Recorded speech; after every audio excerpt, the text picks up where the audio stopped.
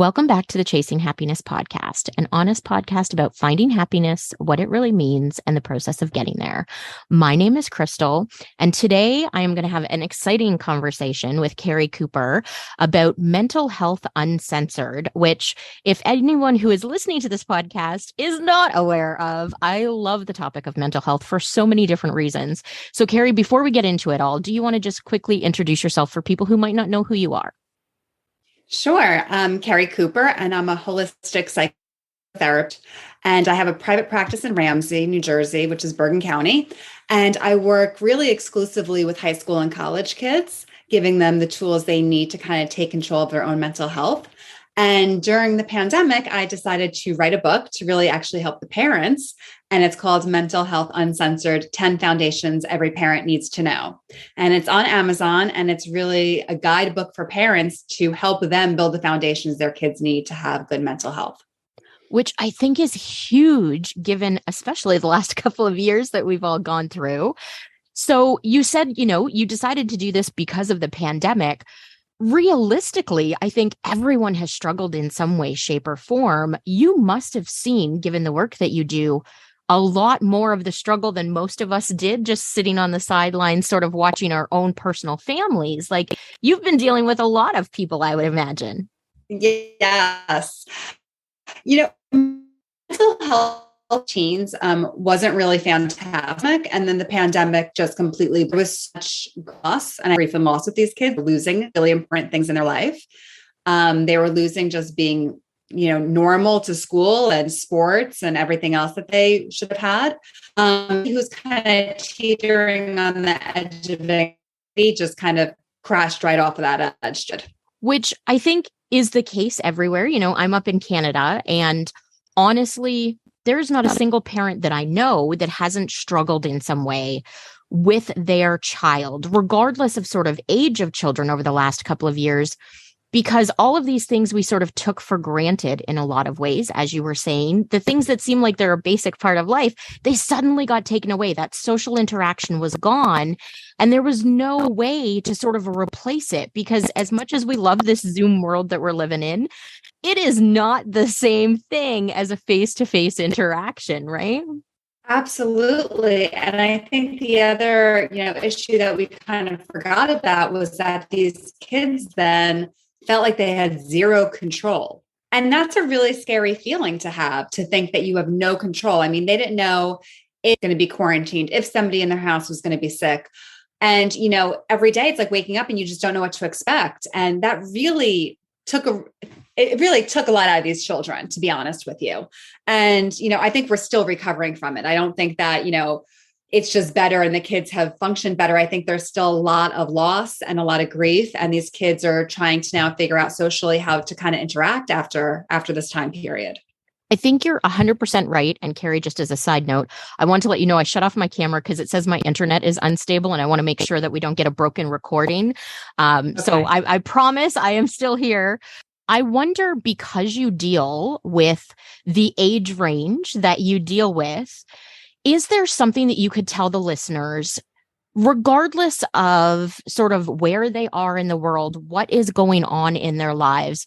One of the most important things for their kids and for them in their home lives, to create a space where these kids who are sort of going through that mourning process, trying to figure out how to sort of get back into the world now that things are starting to reopen and life is getting back to normal.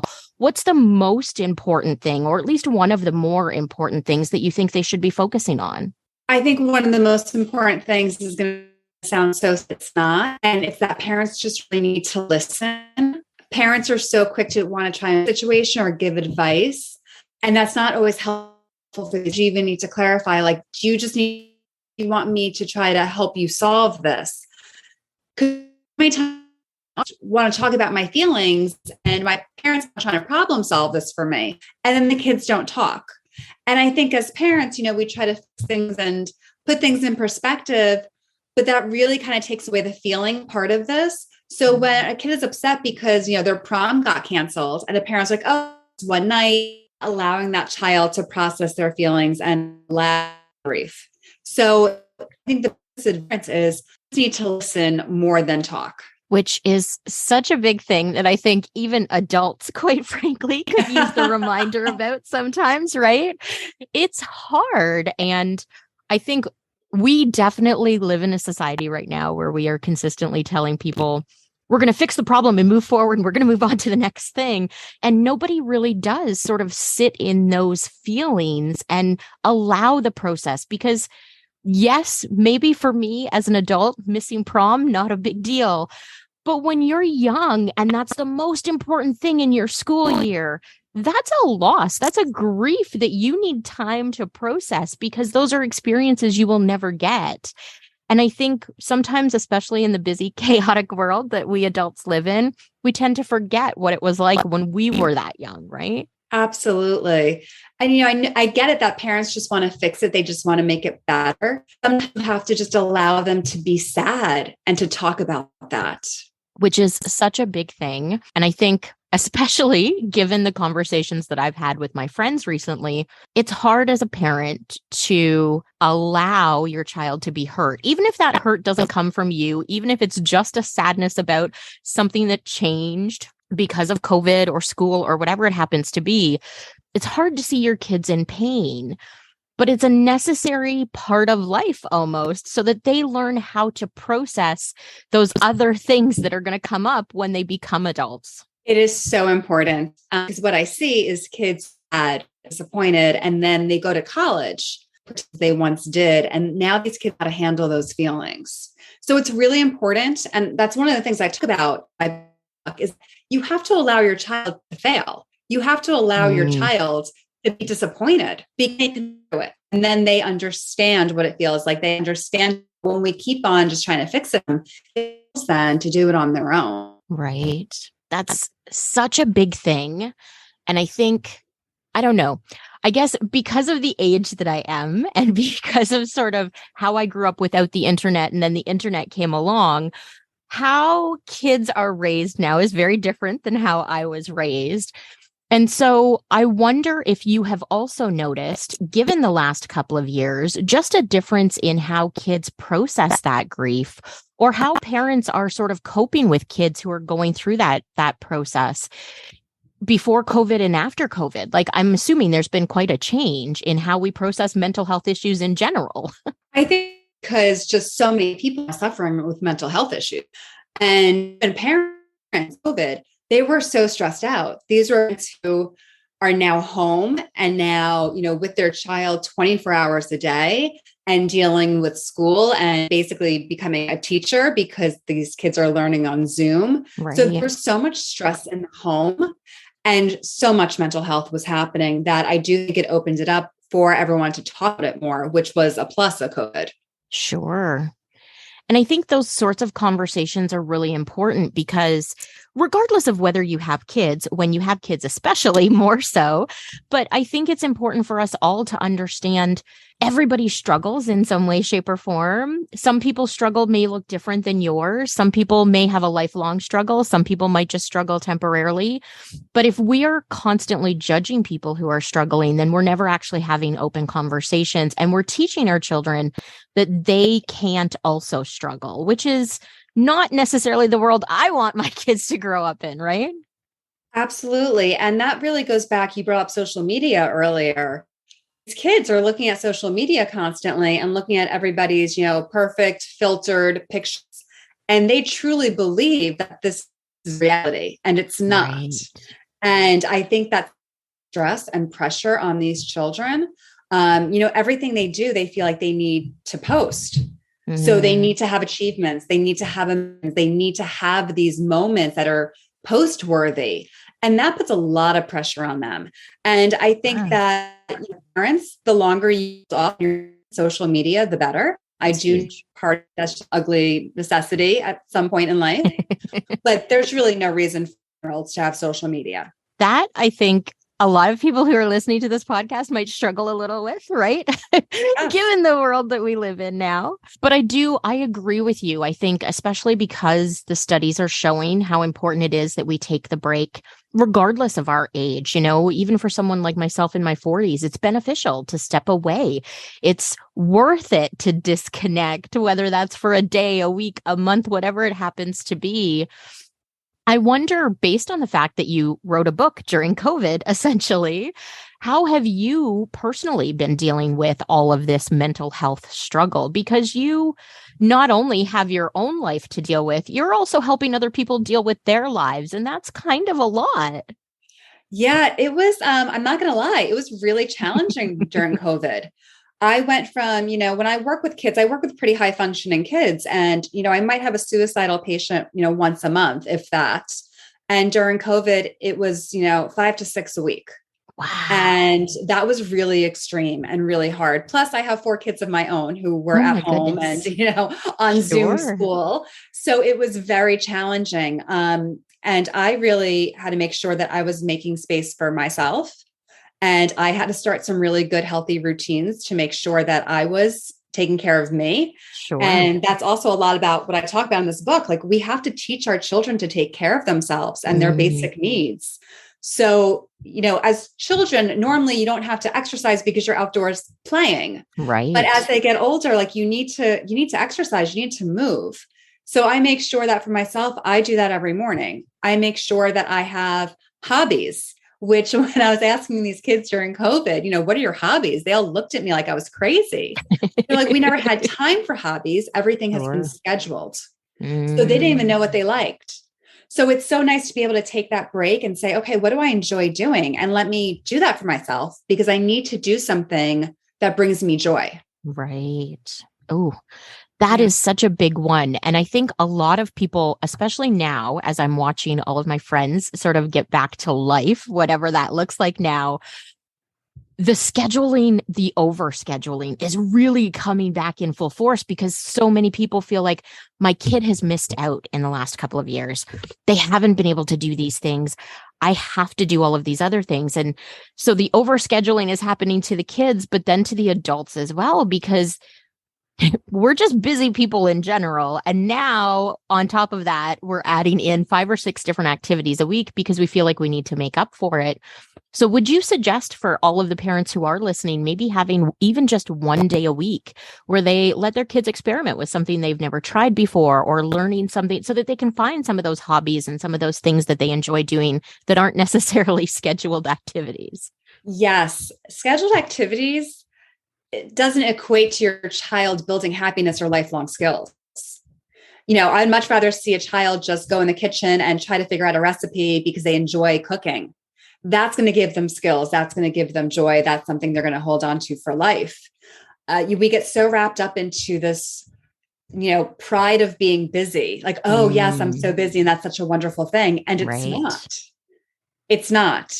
Your children need to be able, especially when they're young, for any of the parents of really young kids out there, they need just to free play. And that develops so many skills. They need to just be able to use their imagination, not have an adult directing them on how to play.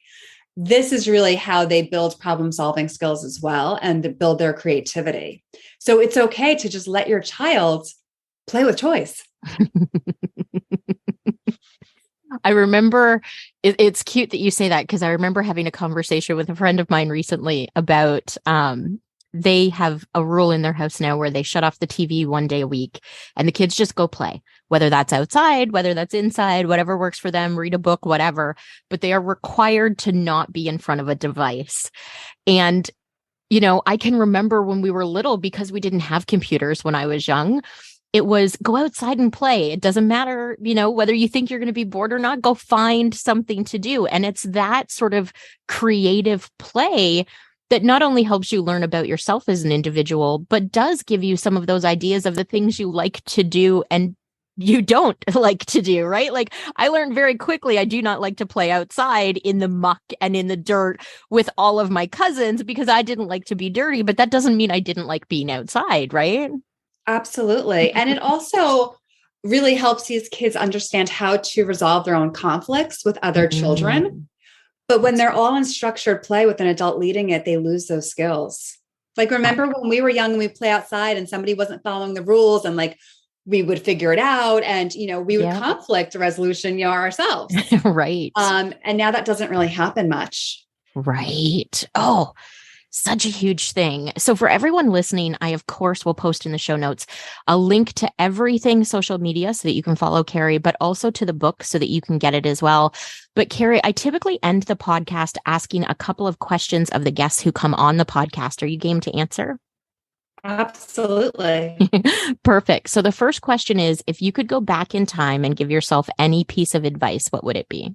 I think the biggest piece of advice I would give myself it does not matter what they think of you, you will never see them again. That's huge. And I do just want to point out for everyone listening, in case we end up with a bit of a broken up recording, we are having some internet issues on my end. Keri, I will, of course, let you know once this is all said and done if it's not any good at all. But I think we may be okay. I might have to cut out a couple of the questions that I'm going to ask you, but we'll see how it goes. I think we might be okay. The next question is, how do you define happiness? What does happiness mean to you? Happiness for me is just having my heart filled. Ooh. So whether that means, when I'm hugging my youngest child and smelling her hair and I'm like, oh. This moment, or whether I'm outside and just taking in the beauty of nature, it's just those small moments that make you feel so wonderful. Oh, I absolutely love that answer. And part of the reason I love that answer is because one of the things that I have started to do for myself in the last couple of years is just take like 3 minutes in the morning while I'm making my cup of coffee and actually pay attention to how it smells and how it tastes and how much I enjoy that few minutes that I have first thing in the morning. Yeah. Because it really is. It's the kind of thing when you take those few moments that set up the rest of your day or different points throughout your day to remind you that, even in the chaos and the busyness and the mess of it all, there's still amazing things. There's still wonderful things that can add joy into your life, even if they are the small things. And sometimes we get so busy, we forget to appreciate those. Absolutely. It makes a big difference to your day if you wake up in the morning and say, oh, another day. Right. Or, oh my goodness, I get another day. 100%. Absolutely. Okay. So the last question is, if you could have a conversation or a cup of coffee with anyone in the world, living or dead, who would it be and why? That's a good question. That threw me. I'm not sure on that one. It's okay if you don't have an answer. Yeah, I'm not sure that I do. It would just be amazing to sit down and talk with and see what their lives have been like. But yeah, I can't think of one particular person. I think there's too many. This is one of the reasons why I love asking people this question, is because I have a list that's like a mile long. And sometimes there's people you don't think of that people will mention. And then other people, it's just like, there's so many people I want to talk to, so many people I would love to have a conversation with throughout history, or, just people you don't necessarily have access to now. And I think it's such a great question because it makes us stop and think about, like, who is in my life right now that maybe I want to have a conversation with, deep emotional, or maybe just a fun conversation that I do have access to that I've never spoken to about those things before too. Right. So thank you for trying to answer. I appreciate that you tried to answer anyway. Before I let you go, Keri, is there anything else that you want to share with the Chasing Happiness community? I really just want everybody to understand that mental health is so much more in your control and in your power than what you believe. So take the small steps to make small changes that will make you happier. Ooh, such a great piece of advice. And as I said, I will, of course, post in the show notes for everyone listening a link to the book and all of the social media so that you can follow Keri, you can get in touch, you can do all of the wonderful things. And I think, if you know somebody who could benefit from listening to what Keri has had to say today, share this podcast with them, because we're coming out of the last couple of years and everybody is a little overwhelmed still, and everyone is a little unsure of what to do and how to function in it all now. And so the more advice we can get, the more we can take in and decide sort of what's going to work for us and our families and what isn't, the better off we're all going to be. and just a little bit more understanding and kindness towards each other, I think is going to make a huge difference. So thank you so much for joining me today, Keri. This has been amazing. Thank you. Thank you guys for listening. I hope you have a great week. We will chat with you next week. Bye for now.